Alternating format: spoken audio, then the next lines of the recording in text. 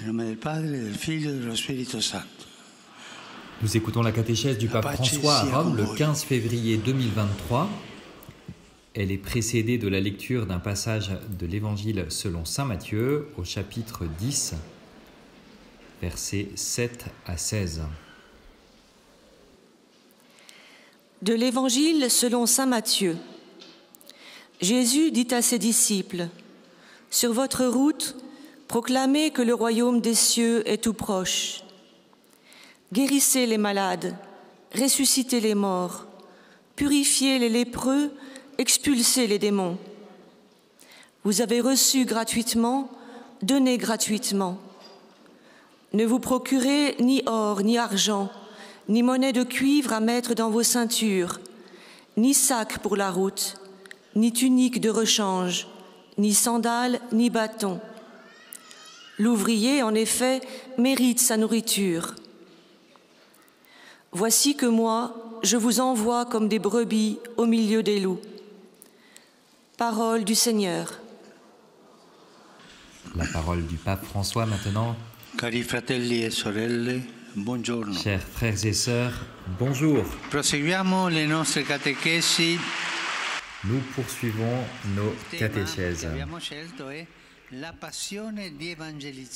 Le sujet que nous avons choisi est le suivant, la passion d'évangéliser, c'est-à-dire le zèle apostolique. Parce que évangéliser ne veut pas dire « regarde, blablabla » et rien d'autre. Non, il y a une passion qui t'engage complètement. Ton esprit, ton cœur, tes mains, ta marche en avant, toute ta personne est engagée dans ce sujet de proclamer l'Évangile. Et voilà pourquoi nous parlons de la passion d'évangéliser. Après avoir vu en Jésus le modèle et le maître de l'annonce, passons aujourd'hui aux premiers disciples, ce qu'ont fait les premiers disciples. L'Évangile dit que Jésus a constitué les 12, que nous appelons les apôtres, pour qu'ils soient avec lui et pour les envoyer prêcher. Deux choses, pour qu'ils soient avec lui et pour les envoyer prêcher. Il y a un aspect qui semble contradictoire. Il les appelle pour qu'ils soient avec lui et pour qu'ils aillent prêcher. On voudrait lui dire ou l'une ou l'autre chose, ou rester avec lui, ou aller évangéliser. Et non, pour Jésus, il n'y a pas. On ne peut pas rester sans aller. On ne peut pas aller évangéliser sans être avec lui. Ça n'est pas facile à comprendre, mais essayons de comprendre un peu quel sens Jésus donne à ces choses-là. Tout d'abord, on ne peut pas aller sans demeurer. Avant d'envoyer ses disciples en mission, le Christ, dit l'Évangile, les appelle à lui. L'annonce naît de la rencontre avec le Seigneur. Toute activité chrétienne, surtout la mission, commence par là. On ne l'apprend pas dans des cours, non. Commençons par la rencontre avec le Seigneur. Lui rendre témoignage veut dire rayonner, mais si nous ne recevons pas sa lumière, alors nous serons éteints. Si nous ne le fréquentons pas, peut-être nous porterons-nous nous-mêmes, mais au lieu de lui. Je m'apporte moi-même, je me donne moi-même, mais je ne le donne pas lui, et tout cela sera vain. Alors, seule la personne qui est avec lui, qui demeure avec lui, peut porter l'évangile de Jésus. Celui qui n'est pas, qui ne demeure pas avec lui, ne peut pas porter l'évangile. Peut-être peut-il porter des idées, mais pas l'évangile. Et de même, on ne peut pas demeurer sans aller. En effet, suivre le Christ n'est pas un fait intime. Sans annonce, sans service, sans mission, la relation avec Jésus ne grandit pas. Remarquons que dans l'Évangile, le Seigneur envoie les disciples avant d'avoir terminé leur préparation. Peu après les avoir appelés, il les envoie. Ce qui veut dire que l'expérience de la mission fait partie de la formation chrétienne. Mais nous nous souvenons donc de ces deux moments constitutifs pour tout disciple, demeurer avec Jésus et aller, envoyé par Jésus. Après avoir appelé les disciples et avant de les envoyer, le Christ leur adresse un discours qui est connu comme le discours missionnaire.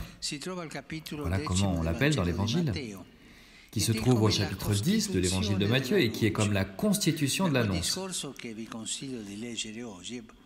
Dans ce discours que je vous conseille de lire aujourd'hui, c'est une petite page de l'Évangile seulement, je voudrais tirer 3 aspects. Pourquoi annoncer, quoi annoncer et comment annoncer. Pourquoi annoncer? La motivation se trouve dans les 5 mots de Jésus que nous devons nous rappeler. Vous avez reçu gratuitement, donné gratuitement. 5 mots. Pourquoi annoncer? Parce que j'ai reçu gratuitement et que je dois donner gratuitement. L'annonce ne part pas de nous-mêmes, mais de la beauté de ce que nous avons reçu gratuitement, sans mérite de notre part.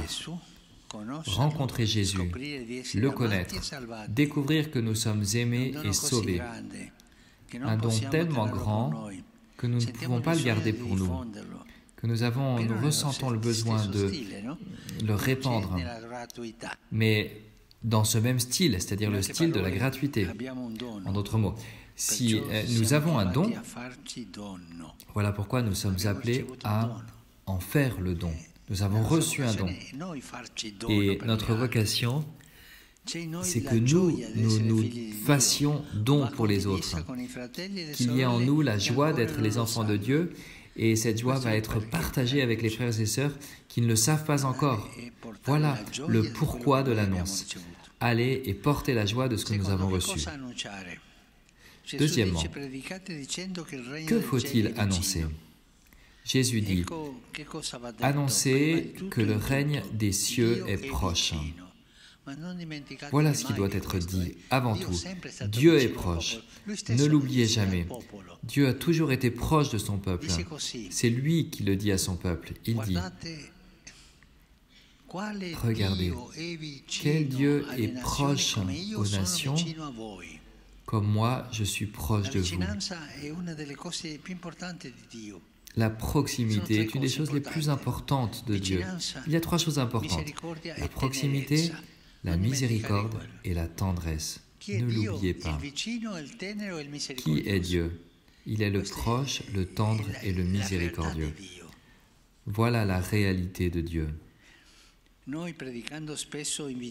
nous, quand nous prêchons, nous invitons souvent les gens à faire des choses, et c'est bien, mais n'oublions pas que le message principal, c'est que lui est proche.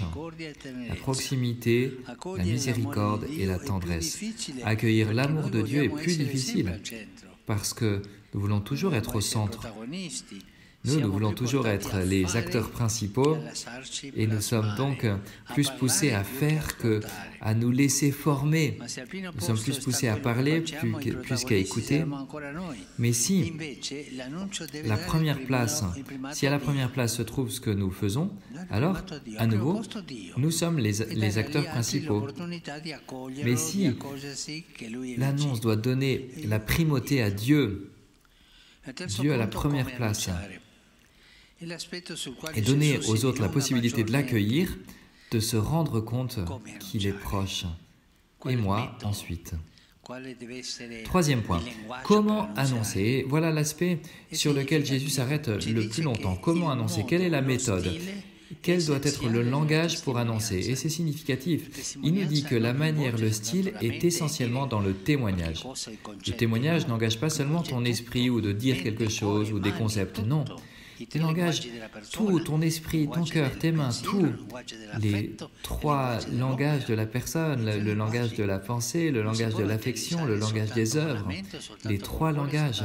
On ne peut pas évangéliser uniquement avec l'esprit, avec la tête, ou uniquement avec le cœur, ou uniquement avec les mains. Non, tout est impliqué. Et dans le style, l'important c'est le témoignage. La manière dont Jésus nous aime. Dieu dit, je vous envoie comme des brebis au milieu des loups. Il ne nous demande pas de savoir affronter les loups, c'est-à-dire d'être capable d'être argumenté, de répondre, de nous défendre, non. Peut-être que c'est ce que nous pensons. Nous sommes nombreux, nous allons être nombreux, importants, prestigieux, et le monde va nous écouter, il va nous respecter, et nous allons vaincre les loups. Eh bien non, je vous envoie comme des agneaux. Comme des brebis. Voilà l'important. Si tu ne veux pas être brebis, alors le Seigneur ne te défendra pas des loups. Débrouille-toi. Mais si tu es brebis, alors tu peux être sûr que le Seigneur va te défendre des loups.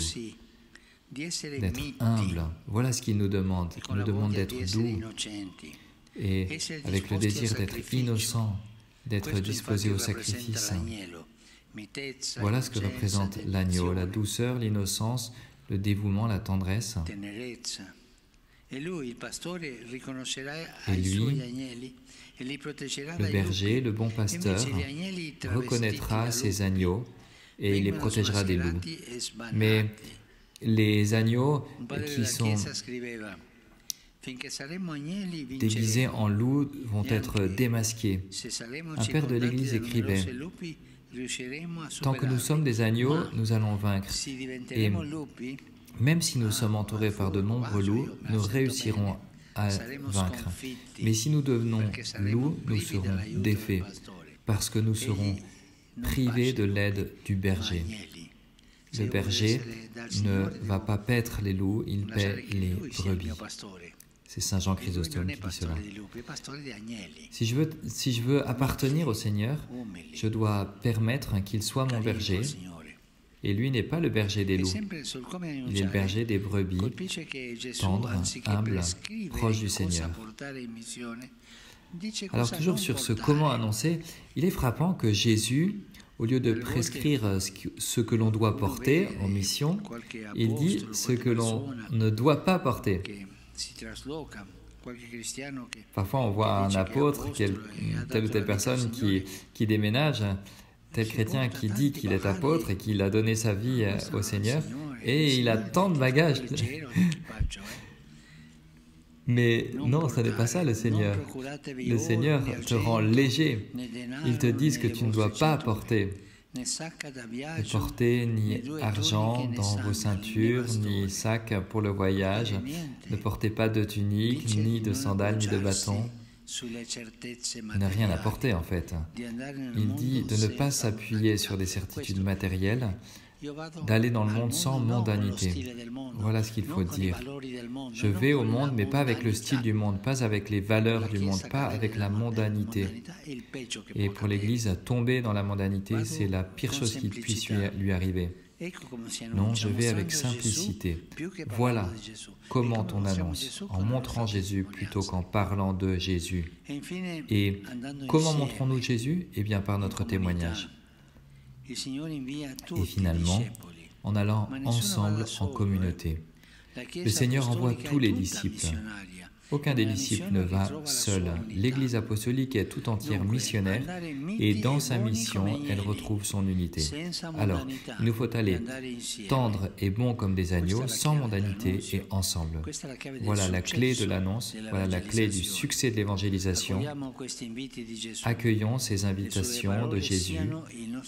Ces paroles doivent être notre point de référence. Merci.